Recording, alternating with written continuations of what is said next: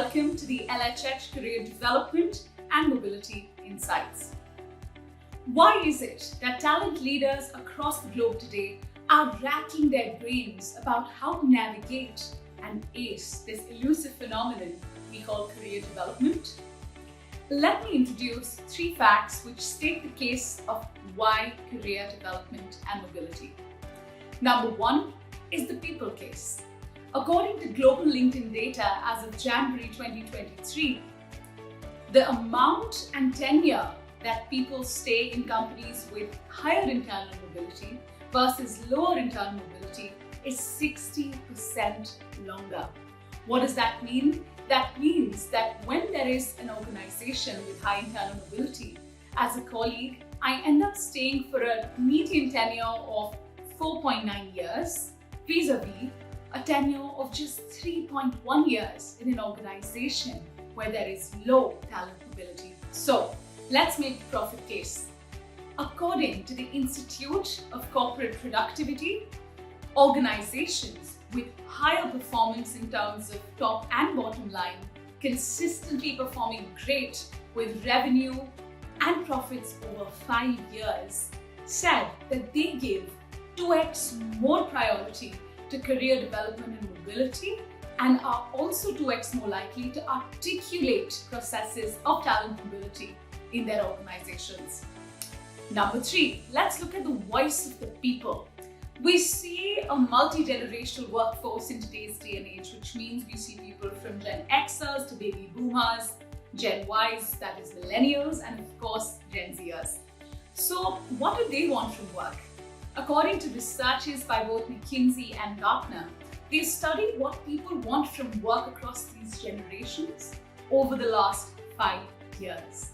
Every single year, career development and progression was in the top 5 priorities of what people and generations want from work. So as you can see, regardless of the various phases that we go through in this world, be it pre-pandemic, during or post, be it great reshuffle or great resignation, this, which is career mobility and progression, remains a top priority for people across the globe and across generations. So now that we've established why we should even ace and talk about career development and mobility across organizations, let's talk about the hard things.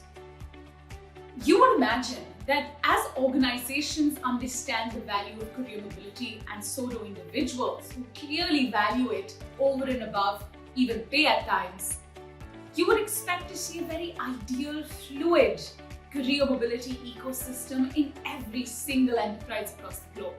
Since at the end of the day, both the organization, which is the macrocosm, and the individual, which is the microcosm, understands its value and its benefits. The reality, though, is slightly different.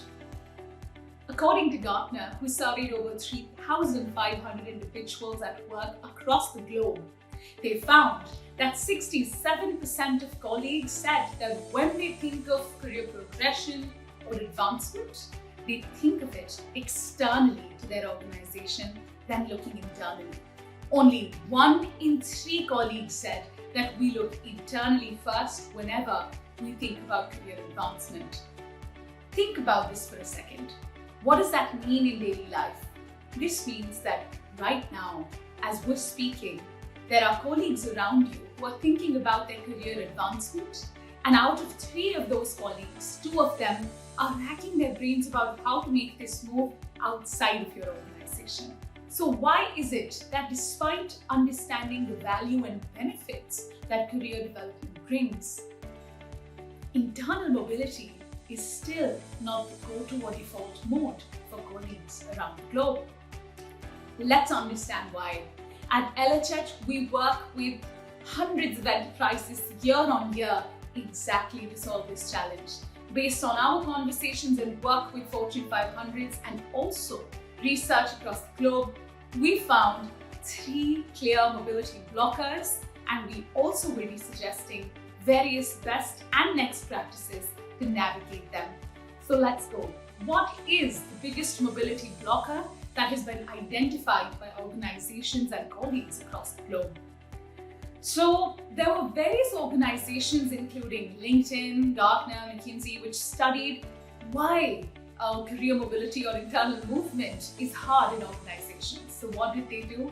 They went directly to the source. Yes, it's the colleagues. And they asked them, what stops you from making these internal moves? So what was the top mobility blocker? And before I give you the answer, I urge you to pause or stop this video just for 2 minutes. Take a pen and paper and write about your personal experience with internal mobility in your organization if you're a colleague. On the other hand, if you're a talent leader, take on that hat of the expert and think about what is stopping colleagues from moving internally in your organization. So now that you've done your own thinking, let me tell you some really insightful answers. Blocker number 1 was very clearly, my line manager does not support me.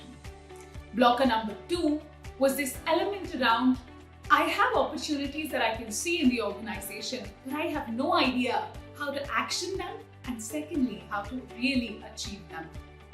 Number 3 and finally was a talent leadership dilemma about ownership and measurement of career development. Let's spend the next few minutes double-clicking on each of these 3 mobility blockers, and let me also share a few tips on how you could navigate these really big, hairy, audacious challenges. So, number 1, the line manager dilemma. My manager does not support me.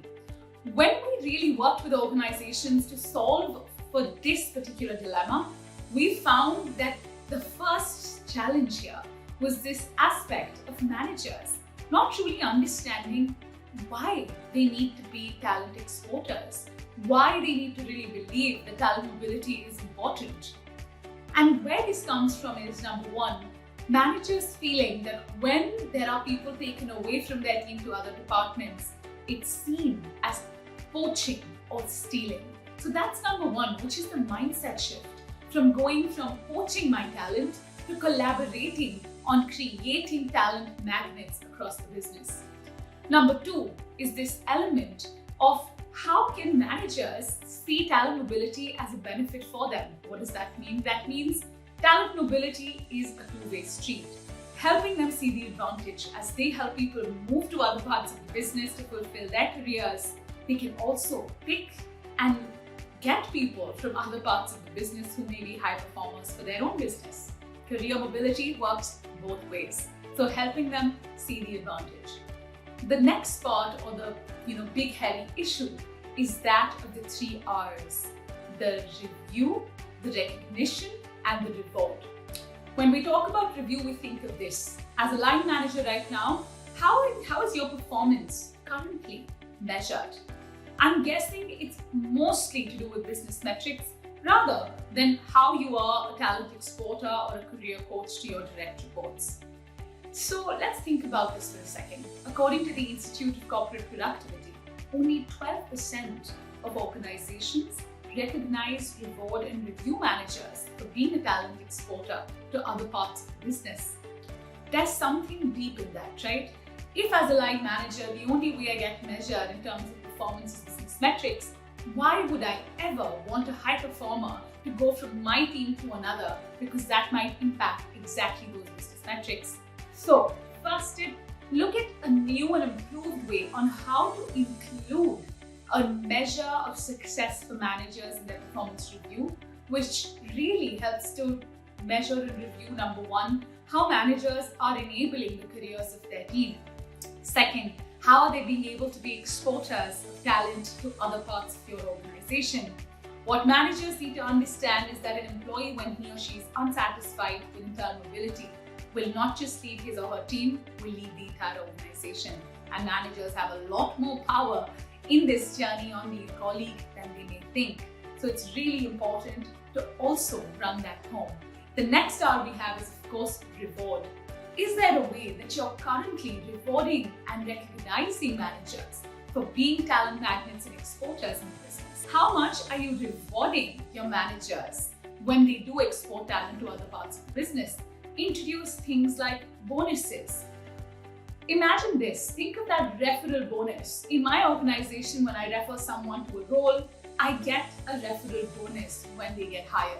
Why not do the same thing for managers? So think about these elements of how to reward managers. Let's come to blocker number 2, where colleagues said that while opportunities of development in their career are accessible to them, so they can see these different job roles in their organization, but they have no idea how to really action them and how to achieve them. And when we dug deeper, we found that this is because in many organizations across the globe today, mobility or talent mobility is still very much a tap on the shoulder approach, which means it's too much about not what you know, but who you know. And while this can be great in organizations like startups, where it really hurts is bigger organizations where underrepresented talent, and especially women, might suffer more because they may not have the same strong hand at, let's say, going and actively pitching themselves in networking as other majority talent does. So, number 1, think about how to streamline and articulate the structured and simple process of talent mobility and of going through different roles recommended to you and actioning them to success. A very easy way to do that is to get on board a talent marketplace or even an end-to-end solution like the LHH Career Mobility Portal, which helps you in every step of the way, right from helping people to match with the right new roles within the organization, finding their skills gaps, upskilling for the role, and having hiring managers contact them directly within the company ecosystem. Let's come to the second part of this problem, which is achievability. And this is where the recruitment process comes in.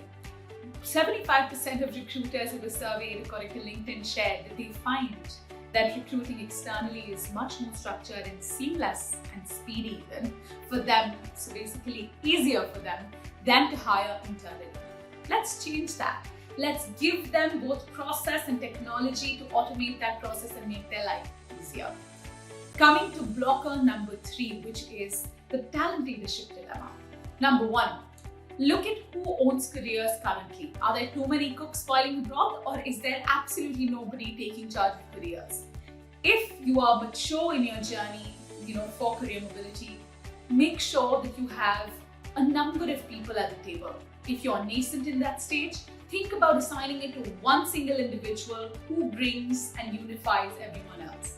Make sure, of course, to bring the right teams across the table. There is magic that happens when you bring together talent development and talent acquisition teams alongside L&D. Why do I say that? That's because while talent acquisition helps to make the internal recruitment process easier and seamless and accessible and fair, it's the LD and talent development side which helps to make sure that the talent spotted is put through great cross-skilling, upskilling and deep skilling to be ready for different roles. So what does that mean in reality? It means that, let's say, for your new cohort of enterprise sellers, you recognize somebody from marketing who may be a great fit. You can then have LD come in, put them on a 6-month upskilling track to really gain the right negotiation and sales qualification skills, and then enter them into the context for the role.